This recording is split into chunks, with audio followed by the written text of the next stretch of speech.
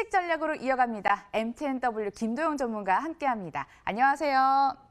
네, 안녕하십니까. MTNW 주생 김도영입니다. 시장에서는 변수를 두 가지로 꼽더라고요. 첫 번째, FOMC 회의, 두 번째, 일본의 이 규제가 추가적으로 이루어질 수 있을 것인가. 이 변수 두고 우리는 어떤 전략이 유효할까요? 네, 그 두 개도 많이 중요합니다. 이번 주가 아마도 이제 8, 9, 10, 11, 12 폐장일까지의 모든 분위기를 만들어낼 것으로 판단이 되는데요. 이 두 개는 다 알고 계시니까 하나를 더 말씀드리겠습니다. 이번 주 매우 중요하죠. 오늘 오후 1시부터 시장이 매우 중요할 것으로 판단이 되는데요. 어떤 얘기냐면 월말 효과입니다. 기관 쪽에서 먼저 현선물에 대한 바스켓 이동을 통해서 현재와 미래에 대한 파생 부분의 트레이딩까지 했다라고 보실 수가 있겠는데요. 그 부분을 놓고 보면 지난주에 이렇게 지지 테스트를 계속하고 있다는 게 코스피에선 보이실 겁니다. 주봉이 제가 중요하다라고 설명을 드렸죠. 하지만 고점이 계속 막혀 있다는 것은 재료 부분, 우리 앵커님께서 얘기하신 바와 마찬가지로 두 가지에 대한 재료 때문에 관망을 하고 있다라고 보실 수가 있겠고요. 그다음에 코스닥 지수에 대해서 계속 의미를 부여하고 있는데 이 부분에 과연 우리한테 수익을 낼 수 있을까 좀 물음표가 있습니다. 코스닥 지수는요, 제가 그냥 이렇게 정리를 하겠습니다. 첨생법이 통과가 돼야지만 이 지수하고 같게 같이 수익을 좀 낼 수 있다라는 포지션을 보시면 좋겠고요.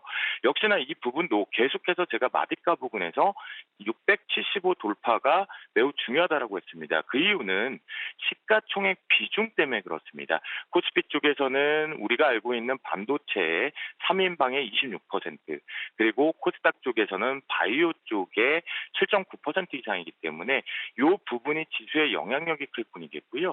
우리한테는 이제 오늘부터는 월말 효과의 기관총 매수가 들어오는지 집중하시면 좋겠습니다.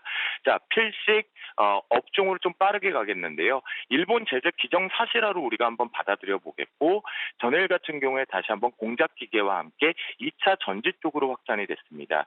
그렇다고 한다면 이 부분에는 저는 분리말과 전해질 쪽에 집중을 한번 해보도록 하겠는데요.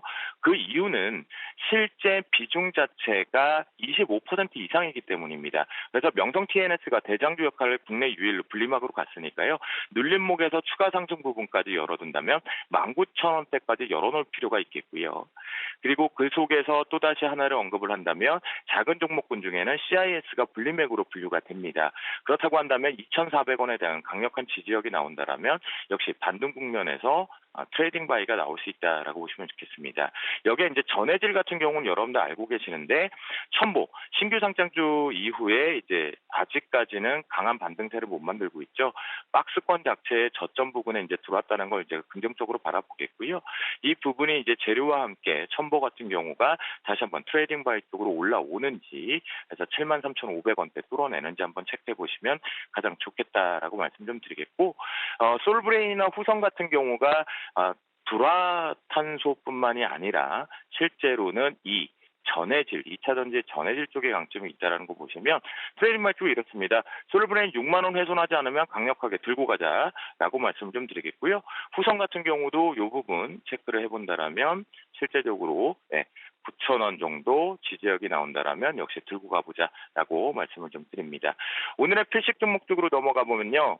2차 전지 부분에 대한 일본 제재 그렇다라고 그냥 무시를 해보도록 하겠습니다. 그런데 2차 전지 산업은 성장성이다라고 놓고 봤을 때 특징적으로 이 성장성에 불량률이 없어야 되죠. 바로 검사 장비인 이노메트리를 언급드리도록 하겠습니다. 동사는 2차 전지의 대부분의 검사, 최종단에서 검사를 해서 불량률을 잡아낸다라고 보시면 좋겠거든요. 그러면 이노메터리 같은 경우는 휴대폰 그리고 전기차 쪽으로 확산을 하면서 실제로 전기차 쪽에 SK이노베이션, BYD 중국산 그리고 삼성 SDI 쪽으로 매출 추이가 다각화되고 있다는 것이 긍정적으로 보실 수가 있겠고요. 여러분들과 저는 이 밴드 속에서 매수 타이밍을 잡도록 하겠습니다.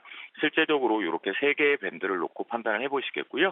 고점 돌파 여부는 이 정도 목표가 36,600원대가 돌파되어 나오는지 반드시 체크를 해보시면서 돌파 시 보유, 이탈 시 익절 부분의 포인트를 보시면 좋겠고요. 앞으로 이번 주 기준의 가장 핵심적인 포인트는 32,500원에 훼손하지 않는다라면 여전히 중장기 관점으로 보유하고 가보자라고 말씀을 좀 드리겠습니다.